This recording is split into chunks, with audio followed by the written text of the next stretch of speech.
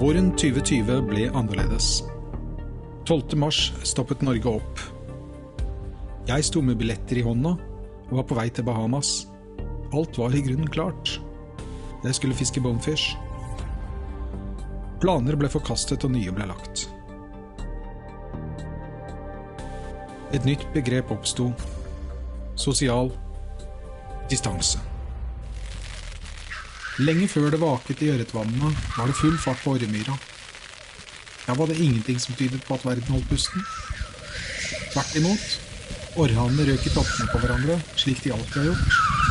Denne våren hadde disse to hanene en evig krangel om grensegang. Den samme hanen tappte de aller fleste kampene. Det var faktisk godt å se at noe var normalt, at noe var uberørt.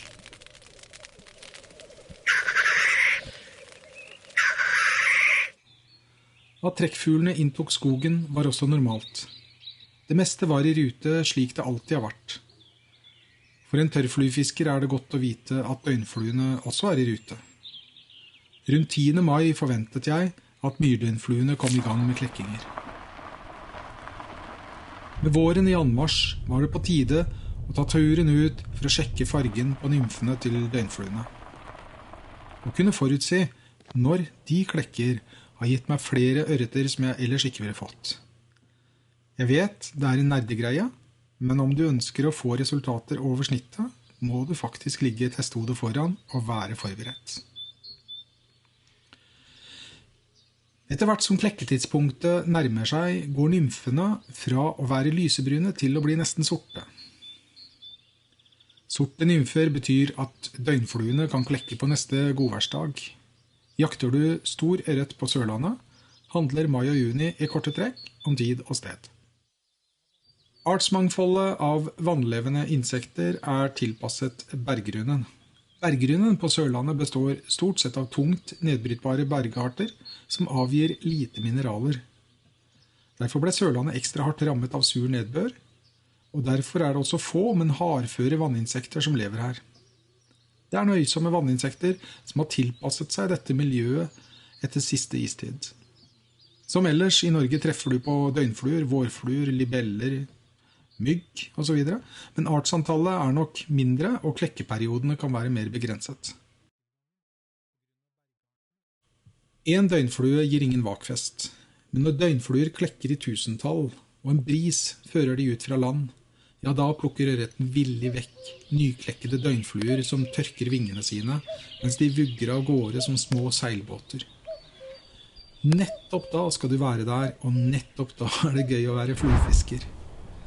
Det er vaket som gjør tørrfluefiske så intenst, visuelt og spennende.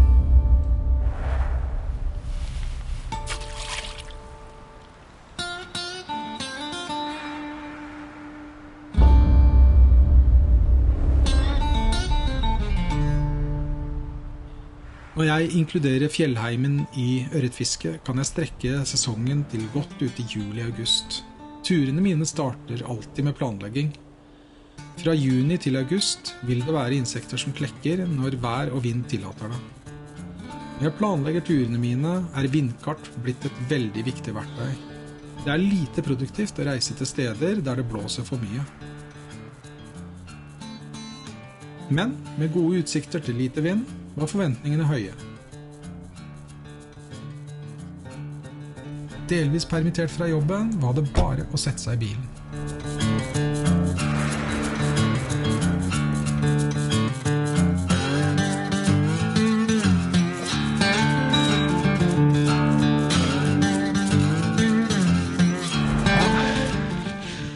Da er jeg på fjelltur. På fjelltur igjen. Kunstpes. Som vanlig så handler det om å klatre. Du må på topp. Det nytter ikke å holde på og surre rundt i dalbunnen. Det er Sørlandet.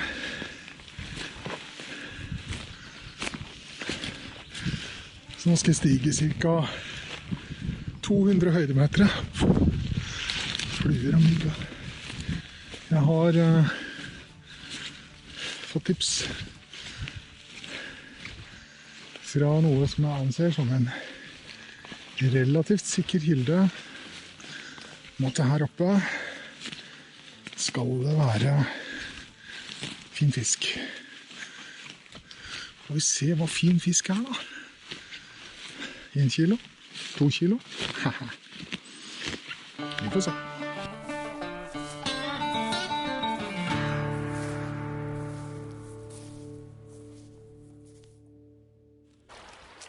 Med årene utvikler du en nese for å lese kart og selektere tips. Ørretsesongen er kort nok som den er, så det gjelder å bruke tid på steder du har tro på. Ting tyder på at jeg var på rett spor også denne gangen.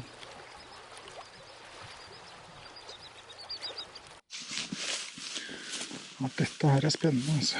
Dette her er spennende. Det er som å åpne julepresanger. Her har jeg aldri vært før. Jeg har bare hørt at her kan det være stor fisk. Hvor stor? Det aner jeg ikke. Jeg håper at det kan være fisk på over 2 kilo. Det håper jeg. Vel framme var det både vakende fisk og masse insekter i lufta. Store vårfluer, slik som denne grandisen, kan lure stor fisk til å vake. Litt spent knyttet jeg en imitasjon på fortommen og impregnerte den.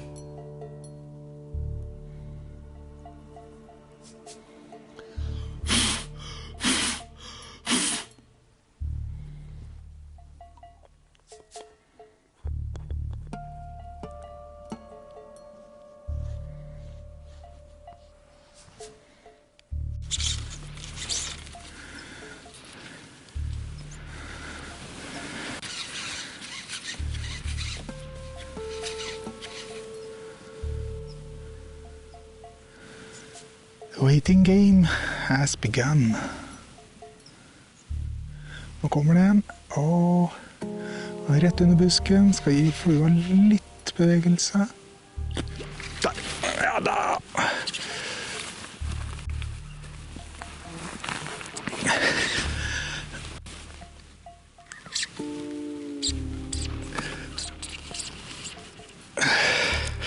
Å, sterk gå, fader.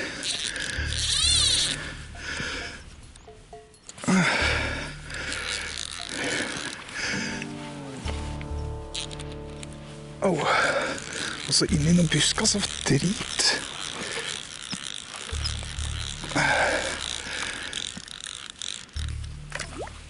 Der kom han.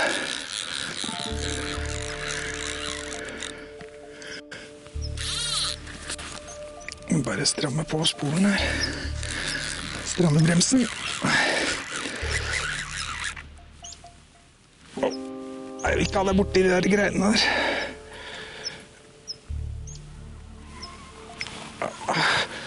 Shit, ass. En fighter.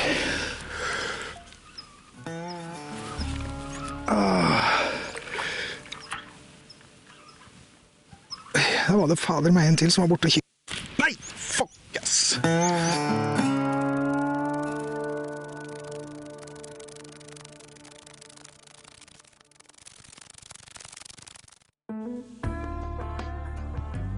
Ja.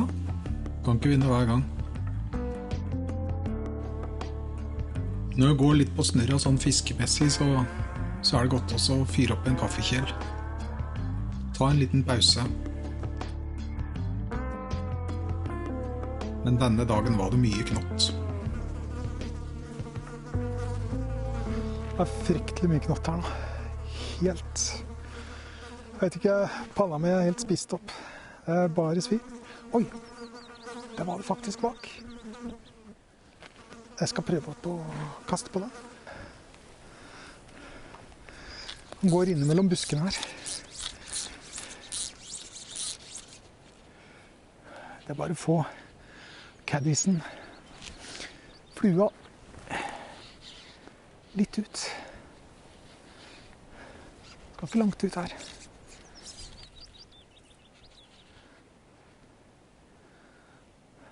Han kommer langs kanten her sånn.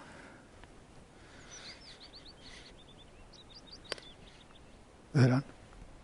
Hører han rett her?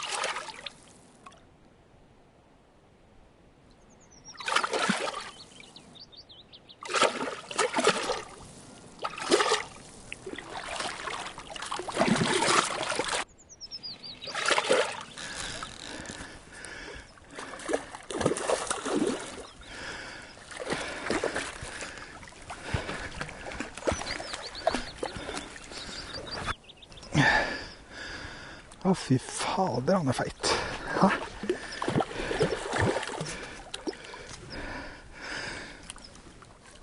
Den er over kiloen, den der, altså.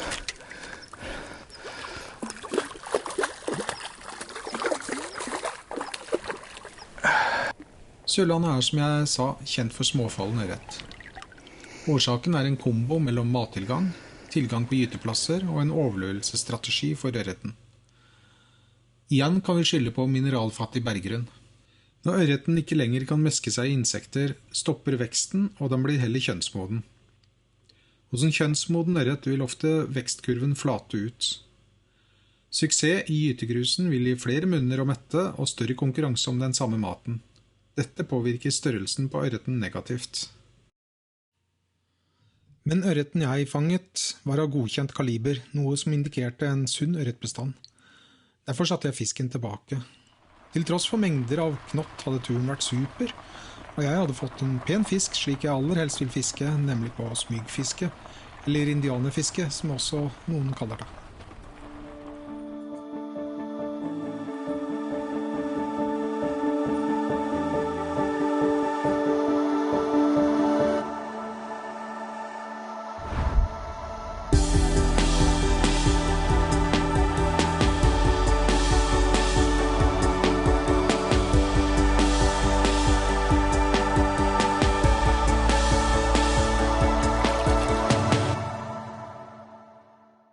Alle har vel en fiskekompis, en du deler hemmelighetene med.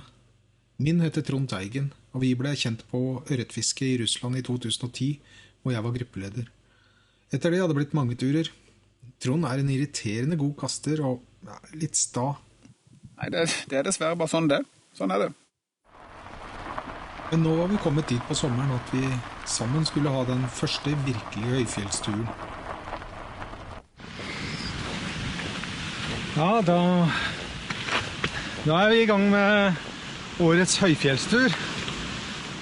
Det skal bli spennende å se. Det blir jo mye å klatre av. Det gjør det.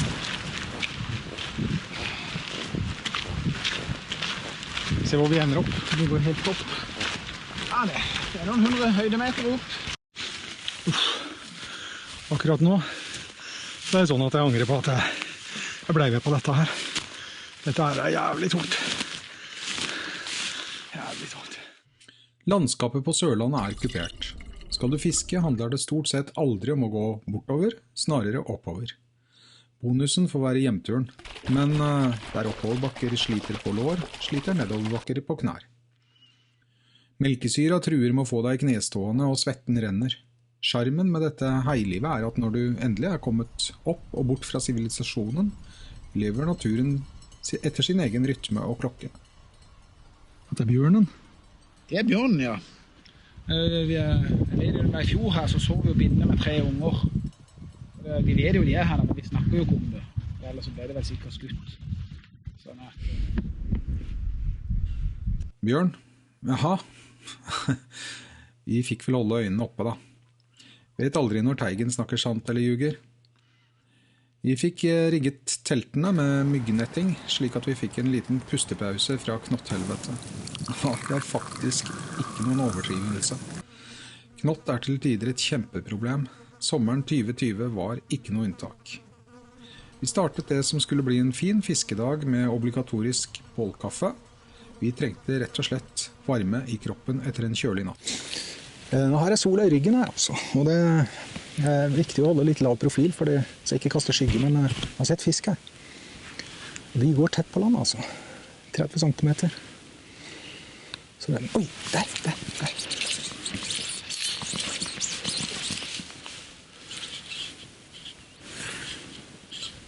Bare sånn, og den midt i. Nå kommer han. Nå er det. Jeg så den mot flua. Store hvite trekk her. Jeg tar han. Oh, shit! Han gikk og patruljerte. Det var kult. Temmelig sikker på den samme som i fjor. Ja, jeg tror det.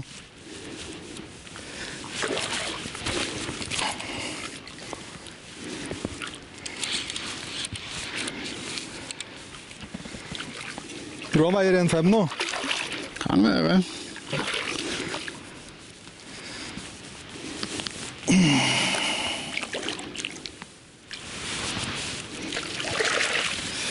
Ja da! Fisken i fjor veide 1,4, men dette var ikke den samme fisken som i fjor. Ja. Kilos. Uti med det.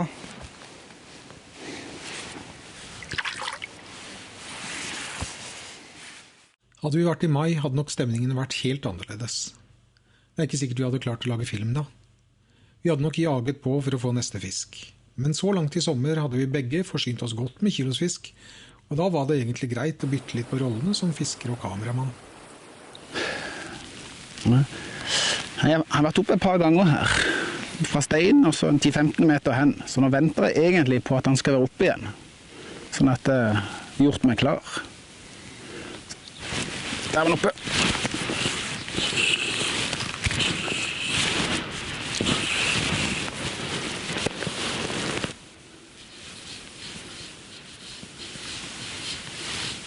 Kan ikke være den samme fisken som i går.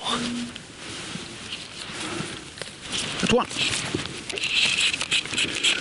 Om i helvete den forsvant ut.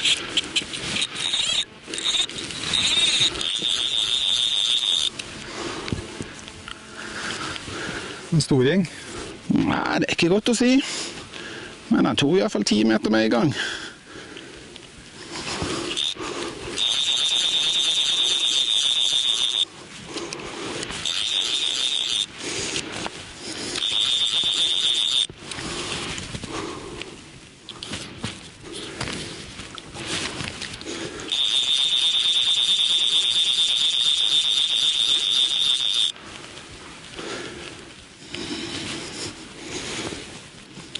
Ja, en flott fisk. Her var det en fin plass å lande.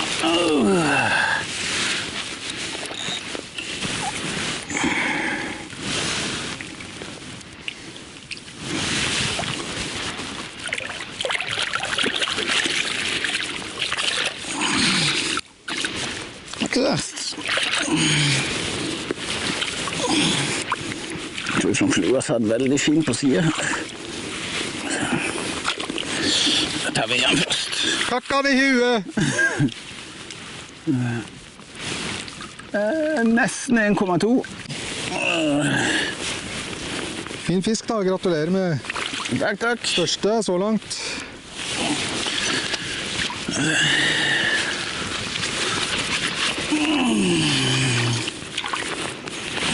Kakka før noen andre gjør det!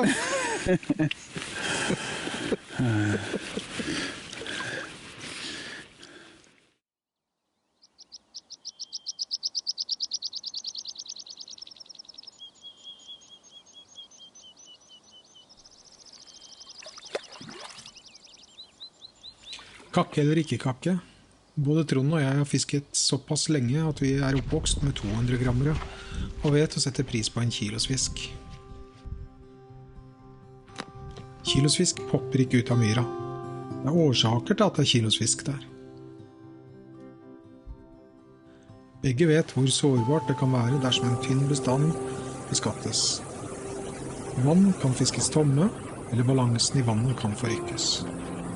Derfor praktiserer vi catch and release på all større ørret. Lysten på å oppdage og oppleve henger ved meg hele sesongen. Så til tross for at vi hadde hatt en tipp-topp tur sammen, gikk det ikke lange tiden før jeg var i gang igjen. Denne gangen dro jeg alene med kamera, fiskestang og en gammel tysk meitehatt jeg fant på loftet. Det er ufattelig kult da, altså. Gå langs kanten sånn. Speide etter fisk.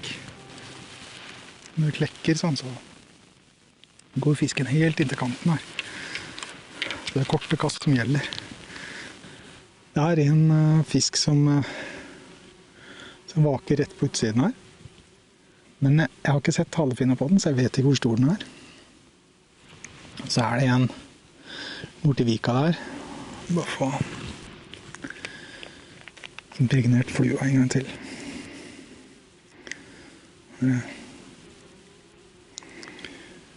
Vårflue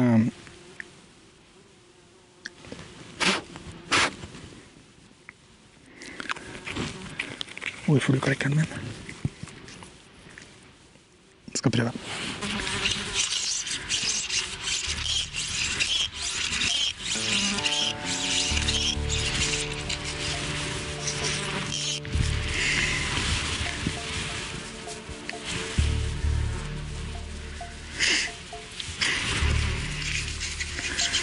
For en pen fisk her, altså. Den tror han er pen i hvert fall. Sett halefinna på. Kommer om steinen der også.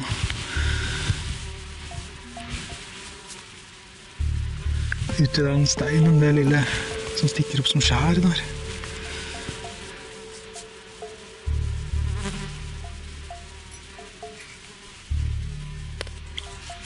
Oi, det var han.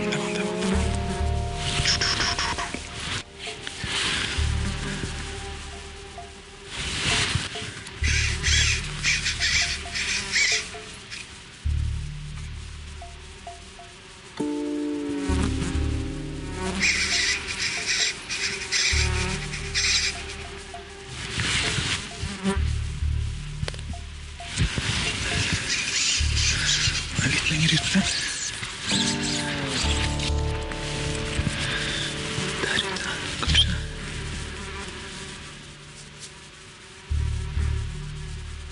Stikker rett på han da. Litt på siden, så han håper at han vender opp den veien der. Han har vært der nede. Nå var han her. Fuck, ass. Plukker jevnt og trett.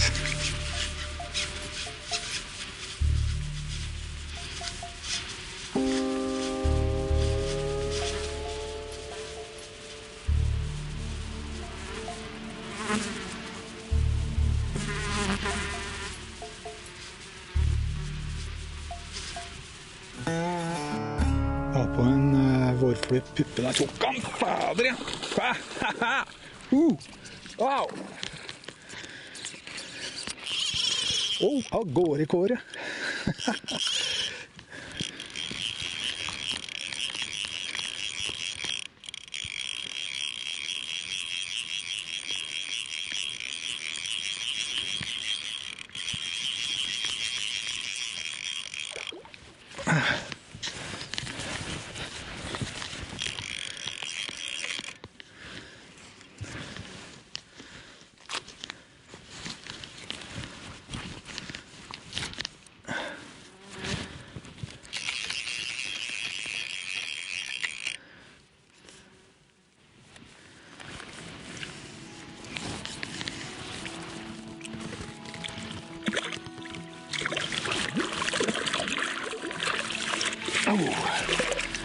Ja da!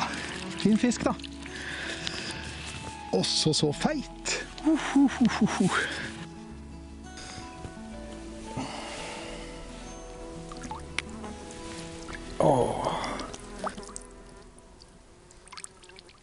jeg fisker ørret, så er det med tørrflue. Og det er en grunn til det. Og det er fordi at ørreten, den har jo ikke lyst til å eksponere seg i overflata. Den har ikke lyst til å gå ut av skjulestedet sitt, med mindre det er mat på overflaten, da, som er helt overbevist om at dette her er mat. Så når du klarer å lure ørreten på tørrflue, så har du virkelig lurt naturen. Det er i hvert fall det jeg føler da.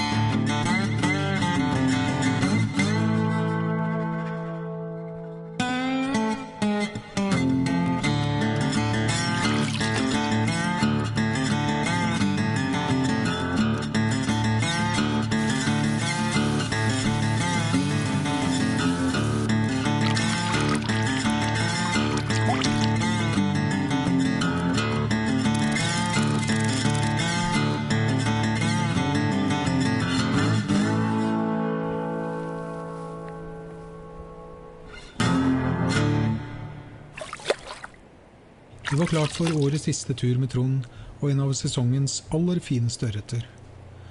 Vi skulle fiske et nytt vann jeg hadde kommet over. Men det er ikke godt å si.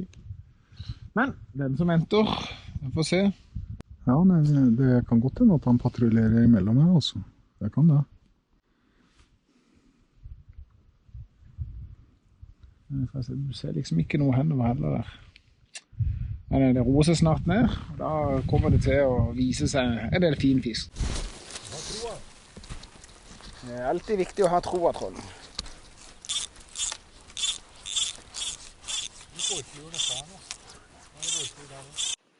Ja, pen fisk altså. Ja.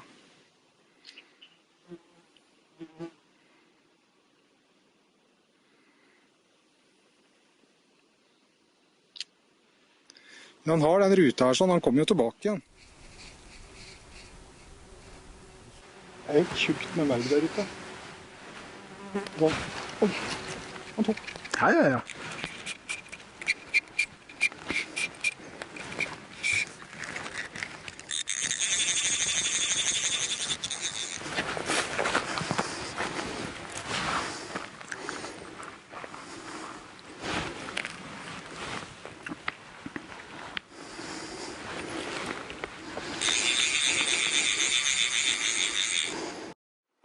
Kjennes han fin ut, eller? Ja, kjennes ikke så bra ut. Det er vanskelig å si det, for han går bare rett der.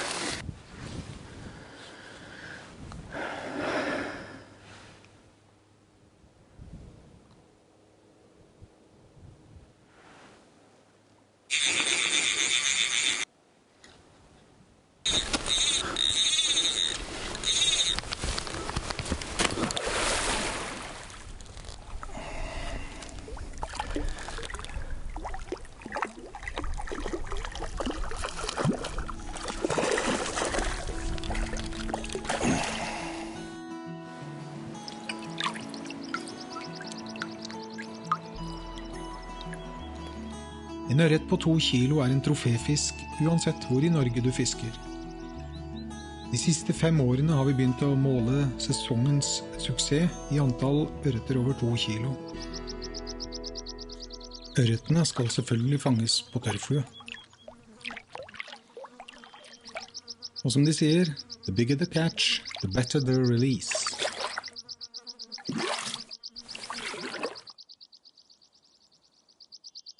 Når ørreten bikket 2 kilo var det all grunn til å glise. En ørretsesong går fort, og en sitter igjen med mange inntrykk, som en ny personlig rekord i Norge. Nå er sesongen over. Hva neste sesong bringer er usikkert. Først skal vi runde en vinter, hvor vi får sitte på hver vår tue, binde fluer og drømme oss bort til en virusfri verden, hvor vi kan gjøre det vi liker aller best.